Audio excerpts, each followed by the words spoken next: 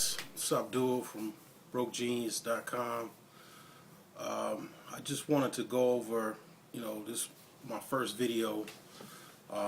Just gonna start doing videos and just kind of being more interactive and just being more vocal as go from being broke to not broke.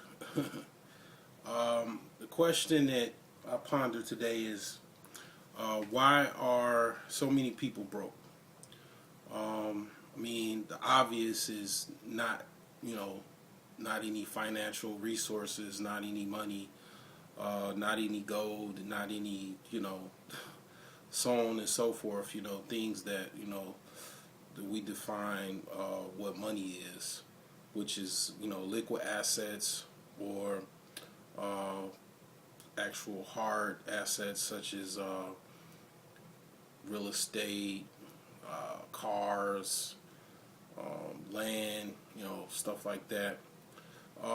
Basically, the obvious thing is you just you don't have it for whatever reason.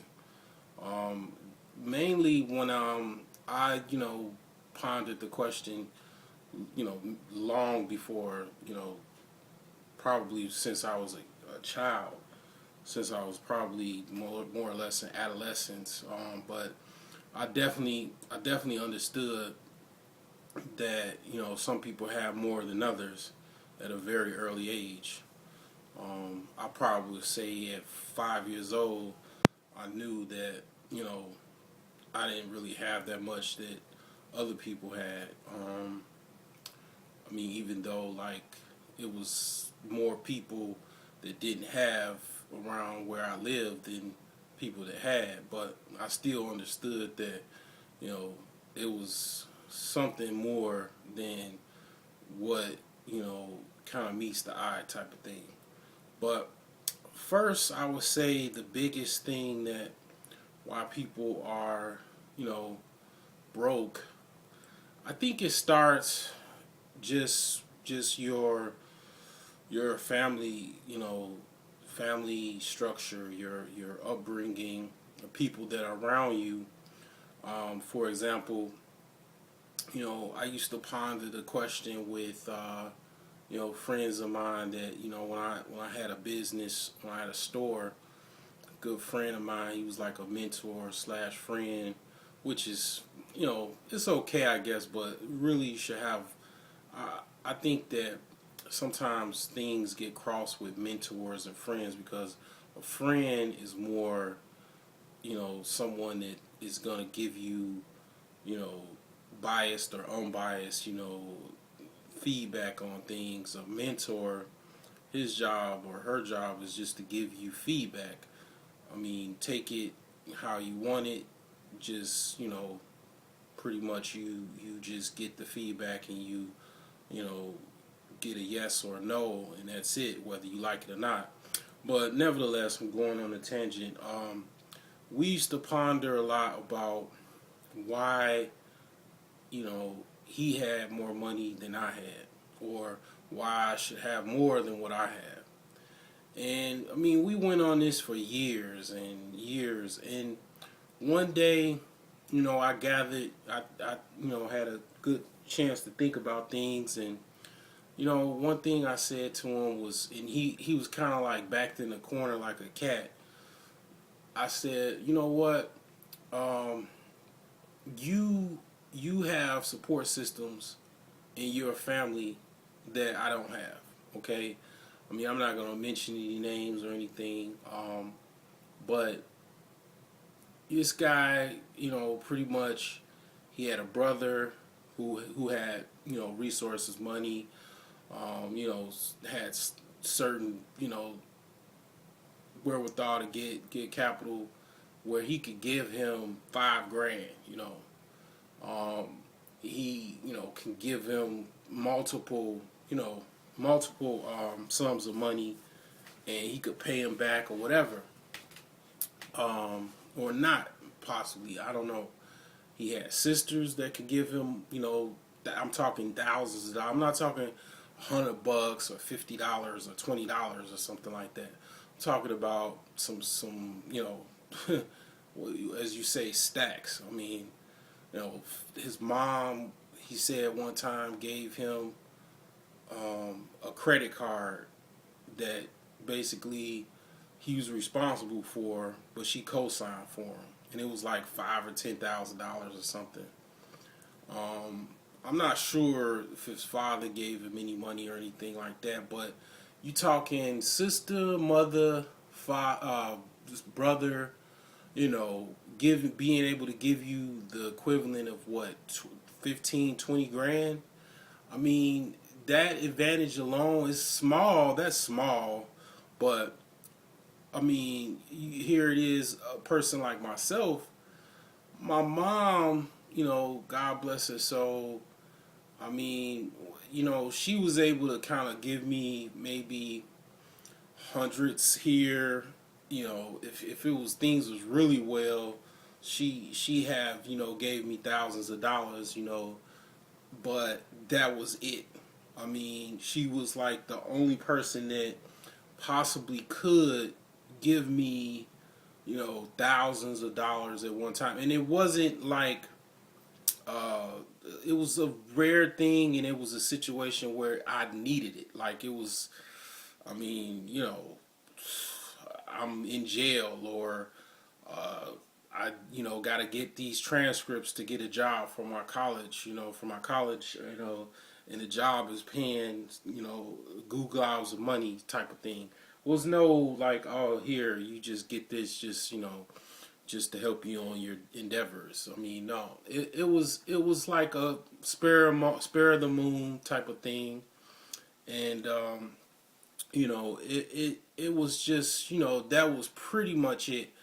I mean, I've got help from my uncle, but I had to pay him back, and it was limits and stuff like that. Even though I'll probably get into that, but I kind of burned the bridges with that, and that's just bad broke habits. I mean, but nevertheless, that was the only source I had, and pretty much when that's it, I mean, it's just pretty much you and the world, and you have to do everything. You have to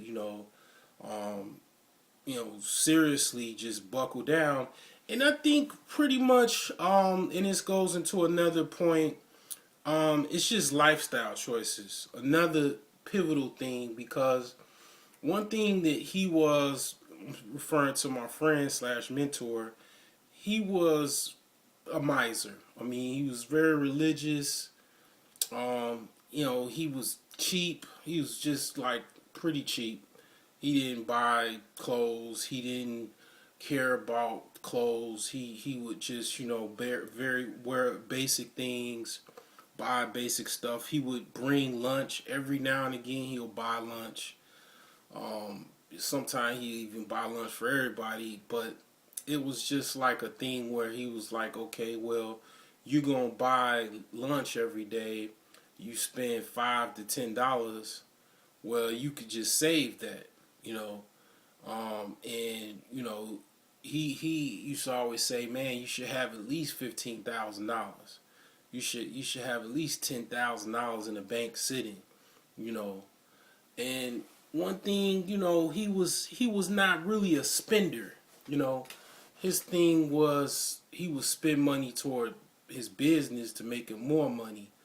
I mean, the guy, I would have to say, is pretty good with money. I mean, he was definitely into saving and thrifting, and being tight and stuff like that. But to a certain extent, I think he got a little bit over the top with it. I mean, sometimes people like that, they go crazy over money, whereas like they act like a rat in a rat hole. If you come in it, they just go crazy like a rat, like, oh, you taking my money, oh, you can't have my money type of thing. And that I'm not into that. I'm don't get me wrong. I mean, I think everybody has an emotional attachment and a kind of like a beastful mentality towards protecting their, you know, resources and themselves and so on and so forth. But yet, I mean, sometimes, you know, I think that people go overboard with that attachment, whereas they'll put their life on the line for money. You hear countless stories. Shop owner gets shot in the head because he didn't want to give up the money from a robber that tried to rob him, and so on and so forth.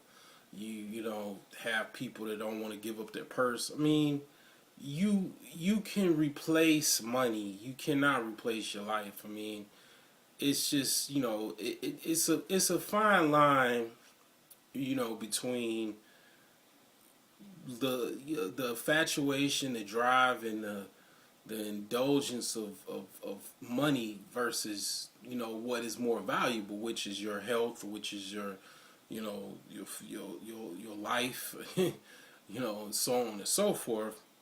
But I mean, nevertheless, back to the, you know, main question: why are so many people broke? You know, also your network. I mean, if you probably around millionaires, chances are you a millionaire too. Or if not, you probably have more money than most people, because at the end of the day, money kind of brings more money. Meaning, capital brings more capital. If you're around people that are moving large amounts of capital, chances are you are in the mix of that. You reaping the benefits of that, even if it's somebody hiring you that is a millionaire, billionaire, whatever. You are. It just goes hand in hand. If you around a bunch of winos that have, you know, $10 in between, you know, pocket change, chances are you probably don't have that much. I mean, you know, but probably the same. Or maybe a little bit more. I don't know. I mean, it's kind of, you know, it's tripped out how everything is defined about how much money you have. Women, they look at you by how much money you have. Even society looks at you how much money you have. You know, I heard of a kind of like a sermon, a speech about four people, four men per se. The first man was a poor man, had no money. He, instead of looking at the person that, like, you know, like I would say myself is like that. I'm knowledgeable, but I don't have that much capital. I'm striving towards it, but I don't have it yet. But instead of being the third person in line, the poor person is last. He's trying to be actually second in line. He wants to be. He looks up to the rich person that has no knowledge. Okay, so you got the poor person and with no money and no knowledge. Then you have a rich person with no knowledge, which, I mean, I to this day I can't. It's just, life is just so funny. It's a conundrum. You have people that are village idiots, that are wealthy, that are rich, or they know something, but they're just, I mean, very. It just almost seems like they're very dumb. Maybe I'm, you know, not looking at it the right way. Maybe that I'm just looking at it on a, you know, a different way. It's most likely they know how to do something I don't. You know, even if they're more disciplined than I am. But you got these like village idiot types that are very rich. Everybody knows one. Everybody sees them, and even they're famous and rich. But I mean, they are just wealthy, but they have no knowledge. I mean, they just have the money. The poor person is looking up to them. Now, then the third person is a man with knowledge. He has no money. Okay, so he looks at the rich person like, damn, you got what I really would like to have, but damn, you're a fool. But